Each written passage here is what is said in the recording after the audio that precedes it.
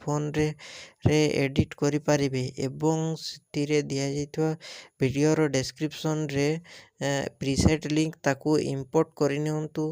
ତାପରେ ସେଥିରେ ଆପଣ ଯାହା କିଛି ଚେଞ୍ଜ କରିବାକୁ ଚାହୁଁଛନ୍ତି ତାହା ଚେଞ୍ଜ କରିପାରିବେ ଏବଂ ନ ଚେଞ୍ଜ କରି ମଧ୍ୟ ଆପଣ ତାକୁ ସିଧା ଡାଉନଲୋଡ଼୍ କରିପାରିବେ। ଯଦି ଭିଡ଼ିଓଟି ଭଲ ଲାଗିଥାଏ ଚ୍ୟାନେଲଟିକୁ ସବସ୍କ୍ରାଇବ୍ ଆଣ୍ଡ ଭିଡ଼ିଓଟିକୁ ଲାଇକ୍ କରିନିଅନ୍ତୁ।